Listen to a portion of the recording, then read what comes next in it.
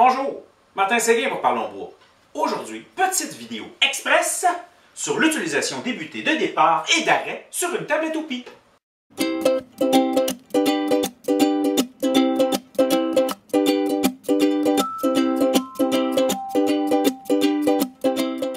Étant un acheteur un petit peu compulsif à l'occasion, je voyais sur Amazon des butées pour la table Craig, des butées de départ et d'arrêt qui peuvent aussi servir sur un guide pour la scie à onglets.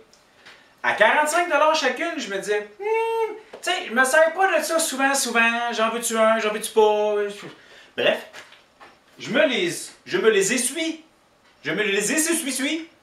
fabricationnés, et, bon, tout simplement, du bois, quelques boulons, je veux dire, des kits pour faire des gabarits, des jigs. Et voilà, ben, ça se promène, ça monte, ça descend. Et ben, qu'est-ce que vous voulez, j'avais pas le choix, j'avais juste du bois orange. Bon, comment qu'on utilise ça, des butées de départ et d'arrêt? À quoi ça sert en fait?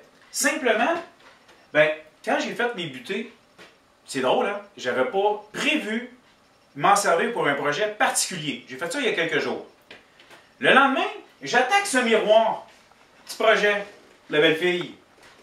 Ben, des butées de départ et d'arrêt, c'est pratique pour faire un motif, exemple, ici à l'intérieur, qui va d'un bout à l'autre, mais qui ne va pas au complet. Il ne faut pas le faire sur toute la planche au complet.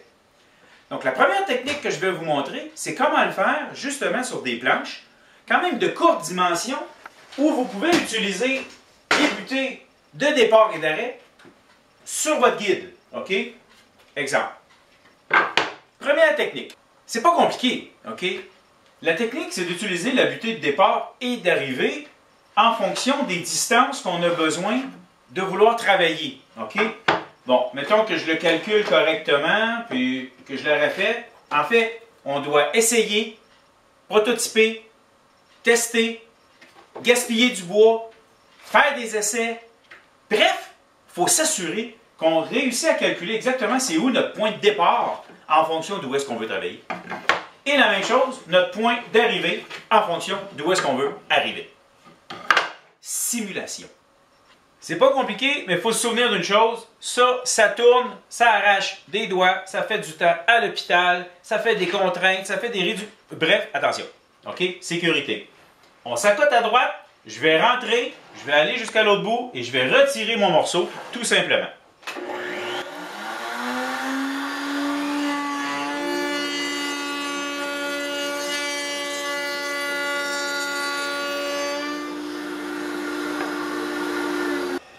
Voilà, c'est aussi simple que ça, c'est pas plus dangereux que ça, et ça va très bien, ça fait une belle job.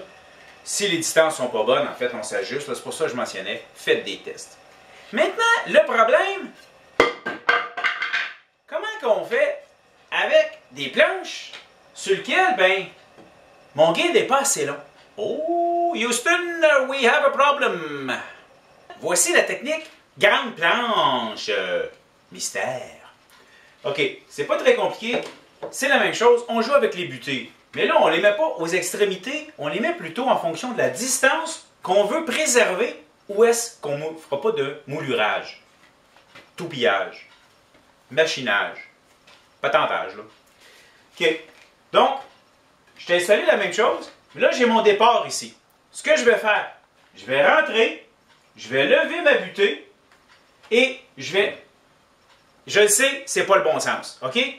Mais je vais reculer en bien mon morceau parce que sinon il va être éjecté, OK? Et je vais reculer environ de 2 pouces, 5 cm. Ensuite, j'arrête. Je vais m'en aller à l'autre bout, je vais descendre cette butée, je vais rentrer au bon endroit. Un coup que je suis rentré, je relève la butée et je continue mon projet jusqu'à ce que le son change. Parce que quand le son va changer, là... Ben, c'est parce qu'on va être rendu à l'endroit où c'est déjà machiné. Donc, on écoute bien sa machine. OK? Et voilà, ça va être fait.